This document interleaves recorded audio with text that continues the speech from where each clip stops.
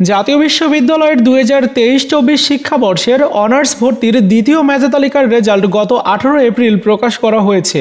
দ্বিতীয় মেধা তালিকাতেও তোমরা অনেকে চান্স পাওনি। এখন প্রশ্ন করছো যে পরবর্তী মেধা তালিকা কবে দিবে বা পরবর্তী পর্যায়ে রেজাল্ট কবে দিবে। আজকের ভিডিওতে এই নিয়ে খুঁটিনাটি তথ্য তোমাদের সাথে শেয়ার করব, তাই সম্পূর্ণ ভিডিওটি দেখা তোমাদের জন্য অনেক বেশি গুরুত্বপূর্ণ। চলো শুরু করা যাক। শুরুতে আলোচনা করতে চাই পরবর্তী পর্যায়ের রেজাল্ট বা পরবর্তী মেধা তালিকা কবে দিবে। দেখো, পরবর্তী যে মেধা তালিকা সেটি কিন্তু এই যে দ্বিতীয় মেধা তালিকার ভর্তির কার্যক্রম সেটি কমপ্লিট হলেই দিবে। তো আমরা দ্বিতীয় মেধা তালিকার ভর্তির নোটিশটি যদি দেখি, যারা চান্স পেয়েছে তাদের ভর্তি শুরু হবে 21 এপ্রিল থেকে, আর 28 এপ্রিল পর্যন্ত ভর্তি হওয়া যাবে। এই সময়টার পরে আরও কয়েকটি কার্যক্রম রয়েছে, যেমন কলেজ কর্তৃপক্ষ থেকে যারা দ্বিতীয় মেধা তালিকায় ভর্তি হবে তাদের যে ডকুমেন্টসগুলো রয়েছে ওইগুলো যাচাই বাছাই করে তারপর ভর্তি নিশ্চয়ন করবে।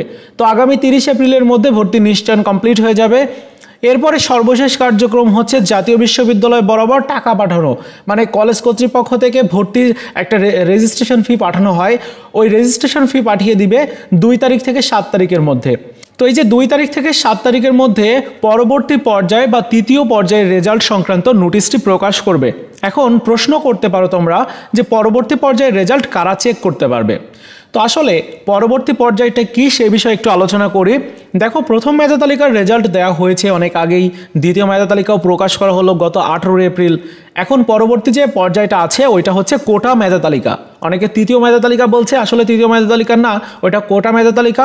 তৃতীয় পর্যায়ের রেজাল্ট বলছে, হ্যাঁ এটা বলা চলে যে তৃতীয় পর্যায়ের রেজাল্ট, তবে ওইখানে শুধুমাত্র কোটাতে যারা অ্যাপ্লাই করেছিলে, যেমন মুক্তিযোদ্ধা কোটা রয়েছে, আদিবাসী কোটা, প্রতিবন্ধী কোটা রয়েছে, এই কোটাগুলোতে যারা অ্যাপ্লাই করেছিলে তোমাদের একটা আলাদা করে মেধা তালিকা দেওয়া হবে, ওইটা হলো কোটা মেধা তালিকায়, যে কিছুদিন পরেই দেওয়া হবে।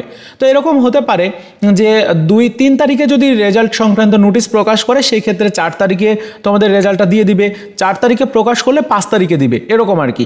মোটামুটি 2 তারিখ থেকে 7 তারিখের মধ্যেই রেজাল্টটা তোমরা পেয়ে যাবে, কোটা মেধা তালিকার রেজাল্ট। আর কোটা মেধা তালিকার রেজাল্ট শুধুমাত্র যারা কোটাতে অ্যাপ্লাই করেছিলে তারাই চেক করতে পারবে। সাধারণ যারা শিক্ষার্থী যারা কোটাতে অ্যাপ্লাই করনি তোমরা চেক করতে পারবে না। সো দ্বিতীয় মেধা তালিকাতে যাদের চান্স হয়নি এখন তাদের অপেক্ষা করতে হবে সেই রিলিজ স্লিপের জন্য।